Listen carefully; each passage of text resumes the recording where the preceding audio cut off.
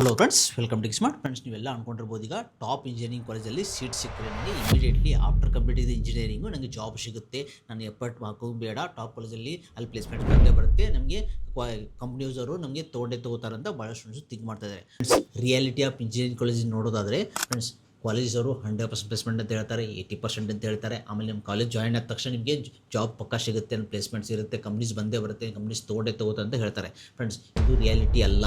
ನೀವು ಯಾವೇ ಕಾಲೇಜಲ್ಲಿ ಹೋಗಿ, ಟಾಪ್ ಕಾಲೇಜ್ ಹೋಗಿ, ಎವರೇಜ್ ಕಾಲೇಜ್ ಹೋಗಿ, ಲೋ ಕಾಲೇಜಲ್ಲಿ ಹೋಗಿ, ಇನ್ ಕೇಸ್ ಪ್ಲೇಸ್ಮೆಂಟ್ಸ್ ಅಂತ ಬಂದಾದರೆ ಎಲ್ರಿಗೂ ಕೊಡ್ಸೋಕ್ಕಾಗಲ್ಲ. ಮೇನ್ ಪ್ಲೇಸ್ಮೆಂಟ್ಸು ಯಾವ್ದು ಬೇಸಿಸ್ ಮೇಲೆ ಅಂತಾರೆ, ನಿಮ್ಮ ಸ್ಕಿಲ್ಲು, ಪ್ರಾಬ್ಲಮ್ ಸಾಲ್ವಿಂಗು, ಮತ್ತು ನಿಮ್ಮ ಮೈಂಡ್ಸೆಟ್ ಯಾವ ರೀತಿ ಥಿಂಕ್ ಮಾಡ್ತಾರೆ, ಕ್ರಿಟಿಕಲ್ ಥಿಂಕಿಂಗ್ ಯಾವ ಥರ ಮಾಡ್ತೀರಾ, ಅದ್ರ ಮೇಲೆ ನಿಮಗೆ ಜಾಬ್ ಸಿಗುತ್ತೋ. ಮತ್ತು ಇನ್ನೊಂದು ರಿಯಾಲಿಟಿ ಅಂದರೆ ಬ್ರಿಡ್ಜ್ ಬಿಟ್ವೀನು ಇಂಡಸ್ಟ್ರಿ ಮತ್ತು ಕಾಲೇಜ್ಗೆ ಹೆವಿ ಡಿಫ್ರೆನ್ಸ್ ಇದೆ. ಯಾಕಂದರೆ ಕಾಲೇಜಲ್ಲಿ ಏನು ಹೇಳ್ಕೊಡ್ತಾರೆ ಅಂದರೆ ನಿಮಗೆ 10 to 20% ಮಾತ್ರ ನಿಮಗೆ ಇಂಡಸ್ಟ್ರಿ ಯೂಸ್ ಆಗುತ್ತೆ, ರಿಮೈನಿಂಗ್ ಎಲ್ಲ ಯೂಸ್ ಆಗಲ್ಲ. ಯಾಕಂದರೆ ಫುಲ್ಲು ಬೇಸಿಕ್ ಇದ್ದಾರೆ. ಕಂಪ್ನಿಗೆ ಏನು ಬೇಕಾದ್ರೆ ಅಡ್ವಾನ್ಸ್ ಲೆವೆಲ್ ಬೇಕು, ಕಂಪ್ನಿಗೆ ಏನೇನು ಸ್ಕಿಲ್ ಬೇಕು. ಸ್ಕಿಲ್ ಅಂದರೆ ಪ್ರಾಕ್ಟಿಕಲ್ ತೆಗಿಬೇಕು.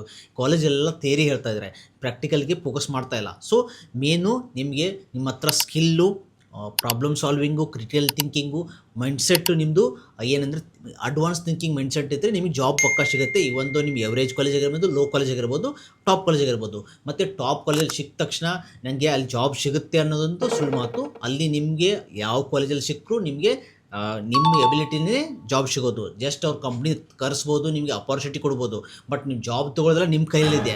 ಅದಕ್ಕೋಸ್ಕರ ನಂದು ಯಾರು ಮೀಡಿಯಮ್ ಟು ಲೋ ರ್ಯಾಂಕ್ ಬಂದಿದೆ ಅವ್ರಿಗೆ ನನ್ನ ಕಡೆಯಿಂದ ಸಜೆಸ್ಟ್ ಏನಂದರೆ, ತಲೆ ಕೆಡಿಸ್ಕೊಬೇಡಿ, ರ್ಯಾಂಕ್ ಬಗ್ಗೆ ಏನು ತಲೆ ಕೆಡಿಸ್ಕೊಬೇಡಿ. ಜಸ್ಟ್ ಥಿಂಕ್ ಮಾಡಿ, ನೆಕ್ಸ್ಟ್ ಯಾವ ಬ್ರಾಂಚ್ ತೊಗೊಂಡ್ರೆ ನನ್ನ ಫ್ಯೂಚರ್ ಇದೆ ನೆಕ್ಸ್ಟ್ 4 ಇಯರಲ್ಲಿ. ಮತ್ತು ಈಗೇನು ನಿಮ್ಮ KCT ರ್ಯಾಂಕ್ ಬಂದಿದೆ, ನೀವು ನೋಡಿದ್ರೆ ಆಲ್ರೆಡಿ ನಿಮಗೆ KCT ರ್ಯಾಂಕು ಅದು ನಿಮಗೆ ಆಫ್ಟರ್ 4 ಇಯರ್ ಯಾರೂ ಕೇಳಲ್ಲ ನಿಮ್ಮ KCT ರ್ಯಾಂಕು. ನೀವು ಯಾವ ಕಾಲೇಜಲ್ಲೂ ಕೇಳಲ್ಲ, ಯಾವ ಕಾಲೇಜು ಯಾವ ಎಷ್ಟು ಬಂತು ರ್ಯಾಂಕ್ ಏನೂ ಕೇಳಲ್ಲ. ಏನು ಕೇಳ್ತಾರೆ, ನಿಮ್ಮ ಹತ್ರ ಏನು ಸ್ಕಿಲ್ ಇದೆ, ನಿಮಗೆ ಪ್ರಾಬ್ಲಮ್ ಸಾಲ್ವಿಂಗ್ ಕೆಪಾಸಿಟಿ ಏನಿದೆ, ನಿಮ್ಮ ಹತ್ರ ಎಷ್ಟು ನಾಲೆಜ್ ಇದೆ, ನಿಮ್ಮ ಹತ್ರ ಎಷ್ಟು ಪ್ರಾಕ್ಟಿಕಲ್ ನಾಲೆಜ್ ಇದೆ, ಇದಷ್ಟೇ ಕೇಳ್ತಾರೆ ಕಂಪ್ನಿಯಲ್ಲಿ. ಇದು ಬಿಟ್ಟು ಬೇರೆ ಏನೂ ಕೇಳಲ್ಲ. ಸೊ ನಂದು ಸಜೆಷನ್ ಅಂದರೆ ಜಸ್ಟ್ ನಿಮ್ಮ KCT ರ್ಯಾಂಕ್ ನೋಡ್ಕೊಳ್ಳಿ. ಈಗ ನೆಕ್ಸ್ಟ್ ಯಾವ ಬ್ರಾಂಚಲ್ಲಿ ನನಗೆ ನಾಲೆಜ್ ಇದೆ, ನನಗೆ ಇಂಟ್ರೆಸ್ಟ್ ಇದೆ, ನನಗೆ ಈ ಬ್ರಾಂಚ್ ತೊಗೊಂಡ್ರೆ ನಾನು ಫ್ಯೂಚರಲ್ಲಿ ಪಕ್ಕ ಸರ್ವೈವ್ ಆಗ್ತೇನೆ ಅಂತ ಅಂದ್ಕೊಂಡ್ರೆ ಇಮಿಡಿಯೇಟ್ಲಿ ಕಾಲೇಜ್ ಬಗ್ಗೆ ಟಾಪ್ ಟು ಲೋ ಅಂತ ಹಾಕ್ತೀರಾ. ನೀವು ಕಾಲೇಜ್ ಬಗ್ಗೆ ಅನಲೈಸ್ ಮಾಡ್ಕೊಳ್ಳಿ, ಕಾಲೇಜ್ ಬಗ್ಗೆ ಕಂಪ್ಲೀಟಾಗಿ ರಿಸರ್ಚ್ ಮಾಡ್ಕೊಳ್ಳಿ, ಟಾಪ್ ಟು ಲಿಸ್ಟ್ ರೆಡಿ ಮಾಡ್ಕೊಳ್ಳಿ, ಕಾಲೇಜ್ ಜಾಯ್ನ್ ಆಗಿ. ಡೇ 1 ಫಿಕ್ಸ್ ಆಗಿ ನಾನು ಈ ಬ್ರ್ಯಾಂಚ್ ಜಾಯ್ನ್ ಆಗಿದ್ದೇನೆ, ಬ್ರ್ಯಾಂಚ್ ಜಾಯ್ನ್ ಆದ ತಕ್ಷಣ ಕಂಪ್ಲೀಟಾಗಿ ನನಗೆ ಇದರಲ್ಲಿ ನಾನು ಸರ್ವ್ ಆಗಬೇಕಾದ್ರೆ ಜಾಬ್ ತೊಗೊಲೇಬೇಕು, ನಾನು ಸ್ಕಿಲ್ ಬೆಳೆಸ್ಕೋಬೇಕು. ಈ ಬ್ರ್ಯಾಂಚಿಗೆ ಫಾರ್ ಎಕ್ಸಾಂಪಲ್ CS ಬ್ರ್ಯಾಂಚ್ಗೆ ನನಗೆ ಏನೇನು ಬೇಕು skill to get job.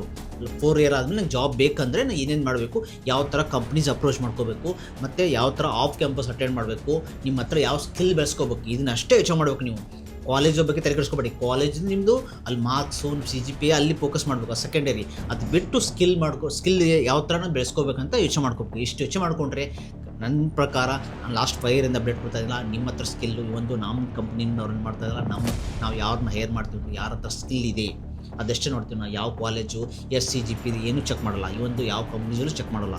CGPA ಅಂದರೆ ಜಸ್ಟ್ ನೀವು ಕ್ರೈಟೀರಿಯಾ ನಿಮಗೆ ಜಾಬ್ ತೊಗೊಳಕ್ಕೆ ಅಷ್ಟೇ. ಅದು ಬಿಟ್ಟು ನಿಮಗೆ ಇಷ್ಟು ಬಂದರೆ ನಂಗೆ ಜಾಬ್ ಸಿಗುತ್ತೆ, 9 CGPA ಆದ ತಕ್ಷಣ ಪಕ್ಕ ನಂಗೆ ಜಾಬ್ ಸಿಗುತ್ತೆ ಅಂದ್ಕೊಳ್ಳೋದು ಸುಳ್ಳು. ನಿಮ್ಮದು ಎಷ್ಟೇ 9 ಇರಲಿ, 9.3 ಇರಲಿ, CGPA ಇರಲಿ, ಮೇನ್ ಮ್ಯಾಟರ್ ಏನಂದರೆ ನಿಮ್ಮದು ಸ್ಕಿಲ್ ಅಷ್ಟೇ. ನೀವು ಇಂಟರ್ವ್ಯೂಲ್ಲಿ ಕುಂತಾಗ ನಿಮ್ದು ಎಷ್ಟು CGPA ಅಂತೆಲ್ಲ ಕೇಳಲ್ಲ. ಈ ಪ್ರಾಜೆಕ್ಟು, ಇಂಟರ್ನ್ಶಿಪ್ಪು ಮತ್ತು ನೀವೇನು ಸ್ಕಿಲ್ ಕಲ್ತೀರಾ ಅದ್ರ ಬಗ್ಗೆ ಕ್ವಶನ್ ಕೇಳ್ತಾರೆ ಮಾತ್ರ, ಅದನ್ನು ಬಿಟ್ಟು ಬೇರೆ ಏನು ಕೇಳಲ್ಲ. ಅದಕ್ಕೋಸ್ಕರ ತಲೆ ಕೆಡಿಸ್ಕೊಬೇಡಿ. ಕಮ್ಮಿ ರ್ಯಾಂಕ್ ಬಂದವರಾಗಿರಲಿ, ಮೀಡಿಯಮ್ ರ್ಯಾಂಕ್ ಆಗಲಿ, ಎವರೇಜ್ ಆಗಲಿ, ಎಲ್ಲರೂ ಸ್ಟ್ರಗಲ್ ಮಾಡಲೇಬೇಕು, ಎಲ್ಲರೂ ಕಲೀಲೇಬೇಕು, ಎಲ್ಲರೂ ಸ್ಕಿಲ್ ಬೆಳೆಸ್ಕೋಬೇಕು. ಓಕೆ, ಇದು ನನ್ನ ಸಜೆಷನ್ ಆಗಿತ್ತು. ಎಲ್ರಿಗೂ all the best your future. ನಮ್ಮ ಚಾನಲ್ ಸಬ್ಸ್ಕ್ರೈಬ್ ಮಾಡಿ, ನೆಕ್ಸ್ಟ್ ಇಂಜಿನಿಯರಿಂಗ್ ಎಲ್ಲ ಅಪ್ಡೇಟ್ ಕೊಡ್ತಾ ಇರ್ತೀನಿ ನಿಮಗೆ.